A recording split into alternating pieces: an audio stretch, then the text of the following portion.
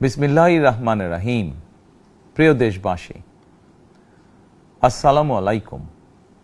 শুরুতেই মহান আল্লাহর দরবারে শুকরিয়া আদায় করছি। হাজারো শহীদের প্রাণের বিনিময়ে আমরা দেশ এবং জনগণের স্বাধীনতা, সার্বভৌমত্ব রক্ষা করতে পেরেছি। তাবেদার মুক্ত বাংলাদেশে জনগণের ভোটে জনগণের কাছে জবাবদিহিমূলক একটি নতুন সরকার যাত্রা শুরু করেছে। দেশে গণতন্ত্র এবং মানুষের অধিকার পুনঃপ্রতিষ্ঠার এই যাত্রা লগ্নে আমি দেশবাসীকে শুভেচ্ছা এবং আন্তরিক অভিনন্দন জানাই। স্বাধীনতা প্রিয়, গণতান্ত্রিক আমি প্রিয়। জনগণের কারণেই দেশে আবার মানুষের অধিকার, সম্মান এবং মর্যাদা পুনঃপ্রতিষ্ঠার সুযোগ সৃষ্টি হয়েছে। আমি দেশবাসীর উদ্দেশ্যে একটি বার্তা দিয়ে বলতে চাই, মুসলমান, হিন্দু, বৌদ্ধ, খ্রিস্টান তথা দল, মত, ধর্ম, বর্ণ নির্বিশেষে পাহাড়ে কিংবা সমতলে বসবাসকারী এই দেশ আমাদের সবার। প্রতিটি নাগরিকের জন্যই এই দেশকে আমরা একটি নিরাপদ ভূমিতে পরিণত করতে চাই। একটি স্বনির্ভর, নিরাপদ, মানবিক, গণতান্ত্রিক বাংলাদেশ প্রতিষ্ঠায় বিএনপি সরকারের লক্ষ্য।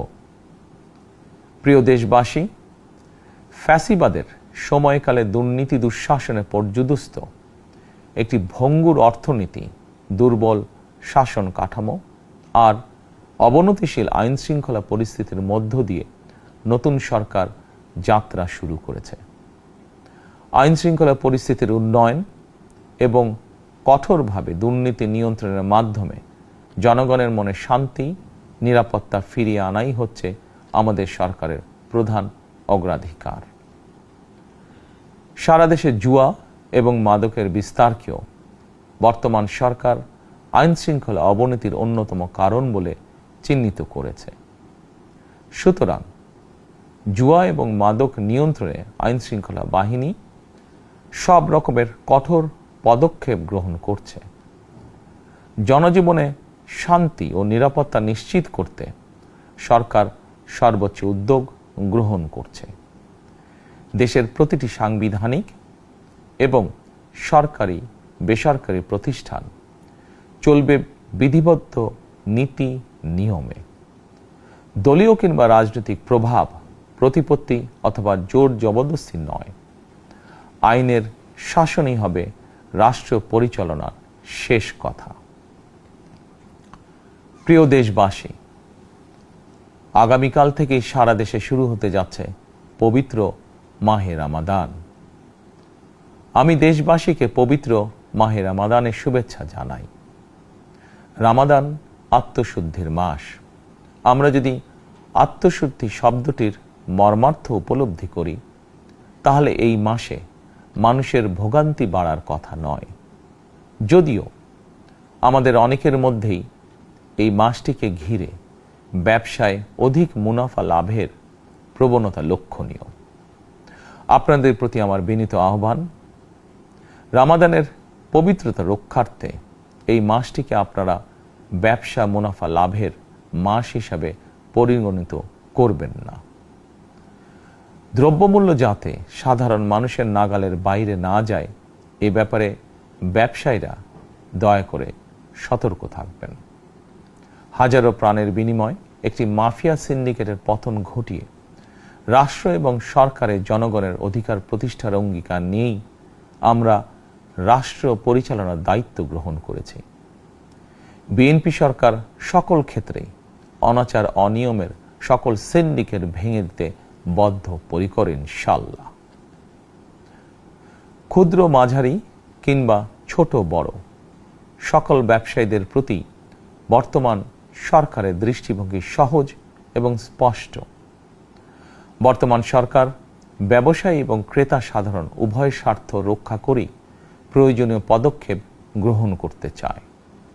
সুতরাং সরকারের পক্ষ থেকে কী ধরনের উদ্যোগ গ্রহণ করলে বাজার পরিস্থিতি নিয়ন্ত্রণে থাকবে কিংবা ক্রেতা বিক্রেতা উভয়েরই স্বার্থ রক্ষা হবে, এ ব্যাপারে আপনাদের যে কোনো ধরনের পরামর্শ কিংবা অভিযোগ শুনতে সরকার প্রস্তুত। ক্রেতা বিক্রেতা গ্রহীতা, এই সরকার সকলেরই সরকার। এই সরকার আপনাদেরই সরকার। আপনারাই ভোটের মাধ্যমে এই সরকারকে রাষ্ট্র পরিচালনার দায়িত্ব দিয়েছেন। আপনারাই এই সরকারের শক্তি। প্রিয় দেশবাসী, পবিত্র রামাদান মাসে রোজাদারগণ বিশেষ করে ইফতার, তারাবি, সেহরি এই সময়গুলোতে নিরবিচ্ছিন্নভাবে গ্যাস, পানি ও বিদ্যুৎ সরবরাহ পেতে চান। এই বিষয়টি নিশ্চিত করতে এরই মধ্যে আমি সংশ্লিষ্ট কর্তৃপক্ষকে নির্দেশনা দিয়েছি। অপচয় রোধ করে কৃচ্ছ্রতা সাধন প্রতিটি মুসলমানের ঈমানি দায়িত্ব। অফিস আদালতে বিনা প্রয়োজনে কিংবা প্রয়োজনের অতিরিক্ত গ্যাস, বিদ্যুৎ, পানি খরচের ব্যাপারে সচেতনতা অবলম্বন করাও ইবাদতেরই অংশ বলেই আমি মনে করি।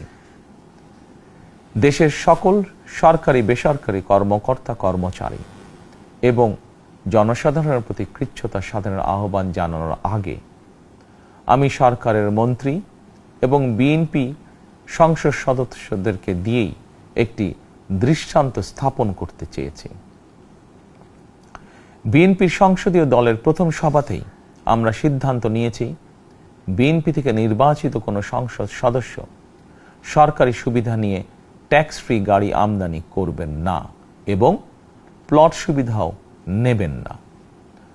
আমি আপনাদের সামনে বলেছিলাম, রাষ্ট্র পরিচালনার সুযোগ পেলে বিএনপি সরকার মহানবীর ন্যায়পরায়ণতার আদর্শ অনুসরণ করবে। আমি মনে করি বিএনপির সংসদীয় দলের এই সিদ্ধান্ত ন্যায়পরায়ণতার আদর্শেরই একটি অন্যতম প্রতিফলন। প্রিয় দেশবাসী, বিভাগীয় শহরগুলিতে বিশেষ করে রাজধানী ঢাকায় যানজট অত্যন্ত নিয়ন্ত্রণহীন। হাটে মাঠে ঘাটে, অফিস আদালতে জনগণের ভোগান্তির শেষ নেই। জনজীবনের নানা ক্ষেত্রে জনদুর্ভোগ লাঘব করা না গেলে জনমনে স্বস্তিও ফিরবে না। রাজধানীতে জনসংখ্যার চাপ কমাতে বিকল্প ব্যবস্থা গ্রহণ করা জরুরি হয়ে পড়েছে। মানুষ তার নিজ জেলায় কিংবা নিজের বাসা বাড়িতে থেকেও যাতে সহজভাবে সঠিক সময়ে অফিস, আদালত, ব্যবসা বাণিজ্য করতে পারেন, সেই লক্ষ্যকে সামনে রেখেই সারা দেশে রেল যোগাযোগ ব্যবস্থা ঢেলে সাজানোর উদ্যোগ নেওয়া হচ্ছে।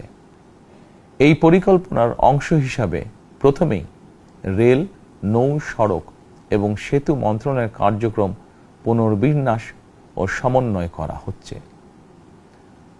আমরা মনে করি সারা দেশে রেল যোগাযোগ ব্যবস্থার সহজ, সুলভ এবং নিরাপদ করা গেলে একদিকে যেমন জনগণের শহর কেন্দ্রিক বা নগর কেন্দ্রিক নির্ভরতা কমবে, অপরদিকে পরিবেশেরও উন্নতি হবে। প্রিয় দেশবাসী, আমাদের চারপাশে সমস্যার শেষ নেই, তবে সমস্যার পাশাপাশি সম্ভাবনাও কিন্তু কম নয়। আমাদের বৃহৎ জনগোষ্ঠীকে যদি আমরা দক্ষ জনশক্তিতে রূপান্তরিত করতে পারি, তাহলে এই জনসংখ্যাই হবে আমাদের জনসম্পদ। আমরা নিজেদেরকে দক্ষ করে গড়ে তুলতে পারলে শুধু বাংলাদেশই নয়, বিশ্ব বাজারও আমাদের জন্য উন্মুক্ত। তথ্য প্রযুক্তির সিঁড়ি বেয়ে বিশ্ব এখন কৃত্রিম বুদ্ধিমত্তার যুগে প্রবেশ করেছে। প্রযুক্তির এই প্রতিযোগিতামূলক বিশ্বে সম্মান এবং স্বচ্ছতার সঙ্গে টিকে থাকতে হলে আমাদেরকে কোনো না কোনো একটি বিষয় বা কাজে পারদর্শী হতে হবে। দেশের কোটি কোটি শিক্ষার্থী এবং তরুণ যুবশক্তির উদ্দেশ্যে বলতে চাই, মেধায়, জ্ঞানে, বিজ্ঞানে নিজেদেরকে যোগ্য করে গড়ে তোলার জন্য যত রকমের সহযোগিতা দেওয়া যায়, সব রকমের সহযোগিতা দিতে বর্তমান সরকার প্রস্তুত। কর্মসংস্থান এবং কর্মপরিবেশ নিশ্চিত করার সুনির্দিষ্ট অঙ্গীকার নিয়ে বর্তমান সরকার যাত্রা শুরু করেছে।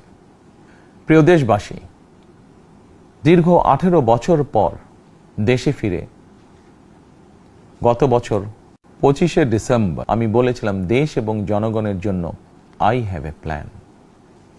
12ই ফেব্রুয়ারি জাতীয় নির্বাচনের আগে দেশের বিভিন্ন স্থানে ঘুরে আমার প্ল্যান, পরিকল্পনার অনেক কিছু আমি আপনাদের সামনে তুলে ধরেছিলাম।